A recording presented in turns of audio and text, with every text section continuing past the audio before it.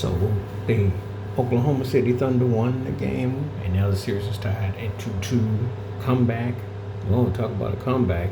It didn't look too good for them, but they found a way to do it. Shea Alexander came with 35 points, hit all his free throws. Alex Caruso was big, and Chad Holmgren came up big. On the other side, Siakam had 20, Halliburton had 18, but the Pacers couldn't finish the game. It's one of those kind of series. It's like for the Pacers, it's the same thing that makes them successful, the same thing that works against them.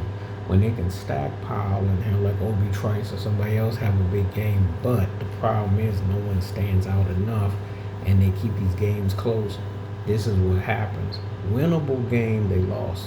So it's why it's an even series. I mean, this has got all the makings of a 7-game series. It looks just the way it is, It's not no big surprise. I think a lot of people thought we would win game 4 was going to win this series because it's been pretty much an even Steven kind of series. It's like you get high, I get high, you get high, I get high,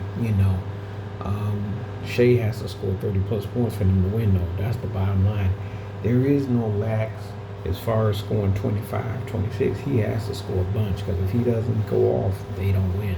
So, and this was a big game for them, They've really been tested by the Pacers' speed. They've been tested by their bench, by their resilience. So it was a big game for them. The Pacers are a hard fighting team, and I expect this thing to go 7. I do.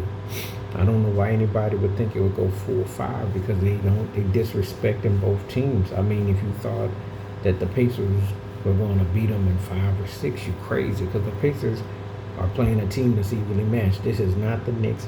And the Pacers are known for giving up a game here and there because they're not quite that team that can just beat you without that. And then on the other side of the coin, OKC is a good team, but not a great team. I wish people would stop with how great their defense is and this and that because the Pacers don't even have the Jokic. They don't have a John Morant. They don't have an Ant Edwards. And they haven't held this team in check at all.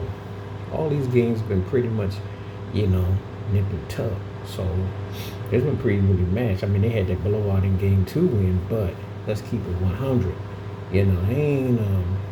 It's pretty evenly matched, because of the styling. So when you look at everything in consideration, but anyway, very important win for OKC. They go back home and they got a chance to try to take the lead. I think whoever wins the next game is in the car and is in the passenger car seat driver's ride for the winning the championship because I think whoever goes up 3-2, it's going to be hard for the other team to win too. But I will say this, it's not impossible. These teams are very evenly matched. All it takes is an injury or one play here or one thing there and, it can go either way. But Shea came up big. He did what he's supposed to. Caruso came up big. Fourth quarter was key, and they delivered, and that's all you're supposed to do. Halliburton's got to score a little bit more, but I'm not putting it on there. It's another game where you don't finish. And when you play all the team ball, the problem with playing the way they play is, again, if someone doesn't have a big night or go off, and you play where everybody scores 15 or scores 10 or something, then that becomes a formula. So somebody's going to pick up on what to do and what not to do. But if Shea plays his best, OKC wins. But if Halliburton goes off, So it's a pretty evenly matched series. It's still pretty evenly matched. It's still hard to say who has the momentum here because, OKC's the better team on paper and what they can do. But the Pacers can be feisty. They just kind of, didn't finish tonight. Anyway, let me know what you think in the comments, though. The finals is now tied 2-2, going back to OKC. We shall see. Please like, subscribe, welcome thoughts, comments, and I do respond. Thank you. Wash your hands, keep your mind clear, watch out for another. Share it if you like. Stay safe, stay blessed, stay woke, stay free. And Jay Williams did go off. The Owl played pretty good, but OKC is definitely being exposed with their bench. This is a real series. All right, I'm out. Peace.